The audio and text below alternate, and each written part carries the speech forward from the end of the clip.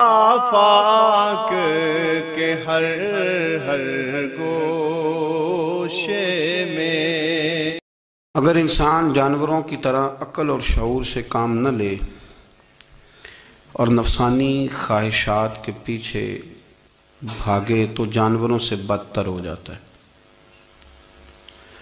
اور اگر وہ عقل و دانش سے، فہم و فراست سے کام لے، نفسانی خواہشات کو کچل کر اللہ اور اس کے پیارے رسول صلی اللہ علیہ وسلم کے احکامات پر عمل کرے تو فرشتوں سے افضل ہو جاتا ہے۔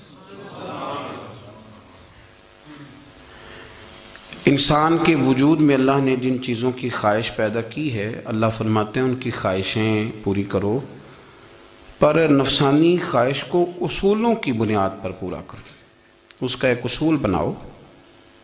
کھانا کھانے کو دل کر رہا ہے، پر ایک اصول کے تحت ہی کھانا ہے نا۔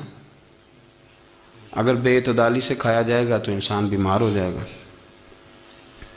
انسان نے سونا ہے، لیکن اگر وہ ہر وقت سوئے گا تو پھر اصول خراب ہوں گے، پیچیدگی پیدا ہوگی، مشکلات اس کے لیے بڑھ جائیں گے، وہ خرابی اس کے لیے آئے گی بہت ساری۔ اصول کے تحت وہ سوئے، باتیں کرنی چاہیے، باتیں کرنے کا حکم دیا گیا ہے۔ نفسانی چیزوں سے بڑھ کر اصول پسندی آپ کو مضبوط کرے گی، مستحکم کرے گی۔ دیکھیں نا، شریعت، دین، ہمارا دین درمیانہ دین ہے، وسطی امت ہے، ہمیں امت وسط بنایا گیا۔ مرید سے نذرانہ قبول کر لینا یہ سنت ہے، لیکن اس سے لالچ کرنا حرام ہے۔ اس سے کوئی چیز قبول کر لی یہ سنت ہے، سرکار بھی قبول کر لیتے تھے، لیکن لالچ کرنا۔ اب یہاں اصول پسندی ہے، یہ اصول پسندی ہے کہ آپ اس میں فرق کر کے رکھیں کہ سنت کیا ہے اور لالچ، بات ایک ہی ہے، لیکن کبھی وہ سنت ہے اور کبھی وہ۔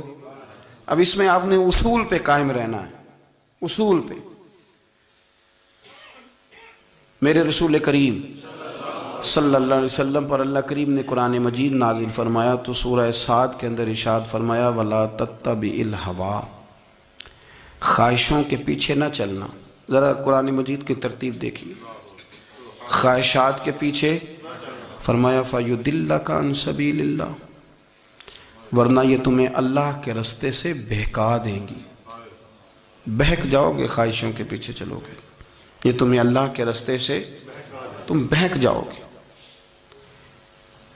اگر تم اندر کی بات مانو گے، زبان کے چسکے کی بات مانو گے، بہت اعلیٰ کھانے کی بات مانو گے، پینے کی بات مانو گے، تو اللہ کے رستے سے بہک جاؤ گے۔ فرمایا ان الذین یضلون عن سبیل اللہ، بے شک وہ لوگ جو اللہ کے رستے سے بہک گئے۔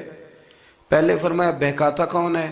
نفس، تمہاری خواہشات تمہیں بہکاتی ہیں، اور فرمایا بے شک پھر جو لوگ بہک گئے لہم عذاب شدید بما نسوا یوم الحساب، فرمایا پھر ان کے لیے شدید عذاب ہے اس لیے کہ انہوں نے آخرت کے دن کو بھلا دیا ہے۔ اب اس آیت کا مفہوم ذرا سمجھیے۔ فرمایا خواہشوں کے پیچھے نہ چلنا تمہیں اللہ کے رستے سے بہکا دیں گی، اور فرمایا بے شک ان کے لیے سخت عذاب ہے جو اللہ کے رستے سے بہک گئے۔ اور کیوں سخت عذاب ہے؟ اس لیے کہ انہوں نے آخرت کے دن کو بھلا دیا۔ تو آخرت کا دن بھلا دیا، پیچھے کا خواہشوں کے پیچھے نہ چلنا تمہیں اللہ کا رستہ بھلا دیں گی۔ مفہوم آیت یہ ہوا، قرآن نے ہمیں ارشاد یہ فرمایا کہ خواہشات نفس کے پیچھے چلو گے، آخرت کو بھول جاؤ گے، تمہارے ذہن میں یہ بات نہیں رہے گی کہ میں نے مرنا بھی ہے۔ پھر لوگ معاذ اللہ ثم معاذ اللہ یہ کہیں گے کہ بھائی یہاں جینے دو نا، پھر آگے جائیں گے تو دیکھی جائے گی۔ لوگ بھول گئے مرنے کو۔ ہماری ساری جدوجہد زندہ رہنے کے لیے ہے، ساری 60-70 سال کے لیے سارا کچھ ہے۔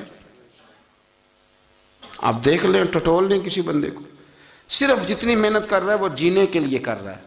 رب قریب کے بندے جتنی محنت کرتے تھے مرنے کے لیے کرتے تھے، وہ مرنے کے لیے کوشش کرتے تھے کہ مر جانا، اس کے لیے جدوجہد۔ ہم جتنی جدوجہد کر رہے ہیں ساری جینے کے لیے، جینے کے لیے۔ میرے رسول کریم صلی اللہ تعالیٰ علیہ وسلم کا ایک فرمان ہے مسند امام احمد بن حنبل میں، اور بڑا نرالا، بڑا انوکھا اور بڑا معنی خیز ہے۔ حضور سید عالم صلی اللہ تعالیٰ علیہ وسلم نے فرمایا بڑا بیوقوف ہے وہ شخص، ذرا ترتیب دیکھیے، حضور کی زبان سے نکلے ہوئے حکمت کے موتی، مسند امام احمد بن حنبل، فرمایا وہ بڑا بیوقوف بندہ ہے جو چلتا اپنی خواہشات نفس کے پیچھے اور امید یہ رکھتا ہے کہ رب مجھے آخرت میں انعام عطا کرے گا۔ چلتا کس کے پیچھے؟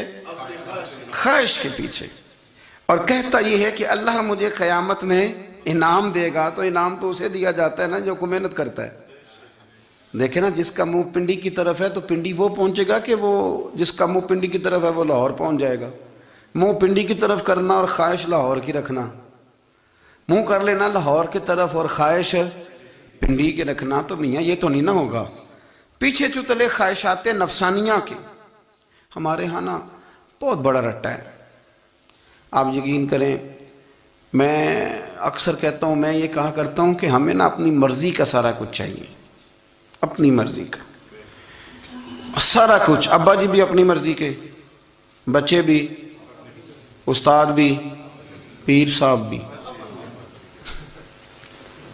پیر صاحب بھی، یعنی میری مرضی کے ہونے چاہیے۔ بھائی وہ پیر صاحب ہے یا تو تم اس طرح کرنا کہ تو خود پیر بن جا، وہ بھی میری مرضی کا، ہر شے میری مرضی کی۔ بلکہ قرآن مجید کے 13ویں پارے میں تو رب فرماتا ہے لوگوں نے نفس کی خواہش کو خدا بنا لیا، نفس کی خواہش کو خدا بنا لیا، اس کے پیچھے بھاگتے ہیں۔ اپنی خواہشات تھوڑی تھوڑی کم کریں، زندگی میں تھوڑی کم کریں۔ پرانے کپڑوں پہ بھی ایک سیزن نکال کے دیکھیں۔ ایک وقت کا کھانا جو اپنا آپ کا من بڑا چاہ رہا ہے نا، تو ایک وقت کا کھانا صرف اللہ کی رضا کے لیے کسی غریب کو دے کے دیکھیں۔ میں ایسے سینکڑوں اور ہزاروں لوگوں کو جانتا ہوں جن سے میں پوچھوں نا گھی کس بھاؤ ہے تو انہیں کوئی نہیں پتا۔ میں نے 2-4 نہیں کہے، میں نے سینکڑوں اور ہزاروں کہے ہیں، میں جانتا ہوں ان کو نہیں پتا چنے کی دال کا ریٹ کیا ہے، نہیں پتا۔ اور میں ایسے بھی سینکڑوں اور لاکھوں کو جانتا ہوں کہ جس کی بیوی رات کو خامند کو کہتی ہے کہ جو سویرے گھی لائے تھے وہ ختم ہو گیا، سویرے بچوں نے اسکول جانا ہے تو پراٹھے پکانے کے لیے گھی کوئی نہیں، تو درمیان والا بیٹا تو خشک روٹی بھی نہیں کھاتا۔ دیکھو نا، ہم سیاست کی بات کر رہے ہیں، فلانے کا فیصلہ ٹھیک ہے کہ نہیں، اور ایک ہمارے محلے میں وہ گھر بھی ہے جو سویرے یہ ڈسکس کر رہے ہیں کہ بچوں کے لیے گھی نہیں ہے، انہوں نے اسکول، یہ سارے تبصرے، یہ ساری باتیں، یہ لمبے چوڑے، یہ تو پیٹ بھر کے روٹی کھانے کے مسئلے ہیں۔ اگر بھوک شدید لگی ہو تو پھر بات یاد نہیں رہتی۔